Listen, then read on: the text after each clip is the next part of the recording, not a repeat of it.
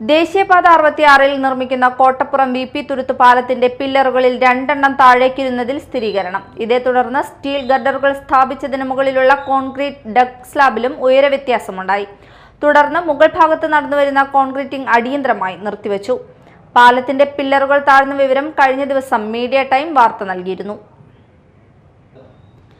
മൂത്തകുന്നത്ത് നിന്ന് V P തുരുത്തിലേക്കുള്ള പാലത്തിന്റെ 7ാമത്തെ പില്ലറുകളിൽ 2 എണ്ണമാണ് 1 മീറ്ററോളം താഴേക്കിരുന്നത്.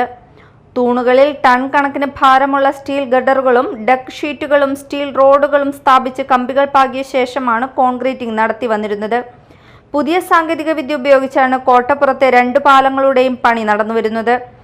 ഇന്ത്യൻ റോഡ് കോൺഗ്രസ് മാനദണ്ഡങ്ങൾ പാലിച്ച് ഭാരക്കൂടുതലുള്ള വാഹനങ്ങൾ വരെ കടന്നു പോകുന്ന വിധം പണി തീർക്കുന്ന പാലത്തിന്റെ തൂണുകൾ താഴോട്ടിരുന്നത് ആശങ്കയ്ക്കിടയാക്കി.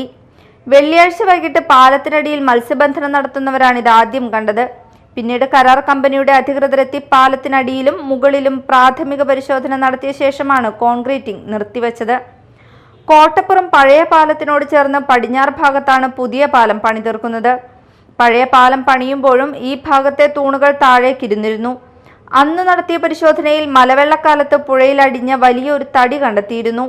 പിന്നീട് അതിന് താൽക്കാലിക ബദൽ സംവിധാനങ്ങൾ ഏർപ്പെടുത്തിയാണ് പാലം പണി തീർത്തത്. കൂറ്റൻ ക്രൗളർ ക്രെയിൻ ഉപയോഗിച്ച് 50 ടണ്ണിലേറെ ഭാരമുള്ള കോൺക്രീറ്റ് ഗർഡറുകൾ പുതിയ പാലത്തിൽ സ്ഥാപിച്ചിട്ടുണ്ട്.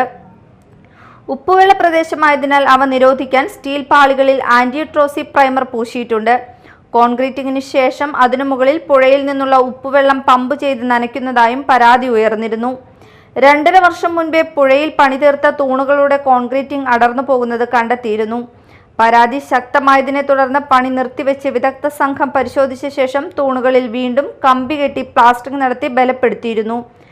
പാലത്തിന്റെ പില്ലറുകൾ താഴ്ന്നത് ശ്രദ്ധയിൽപ്പെട്ടിട്ടുണ്ടെന്നും വിദഗ്ധ പരിശോധന ഉടൻ ഉണ്ടാകുമെന്നും കരാർ കമ്പനി അധികൃതർ പറഞ്ഞു.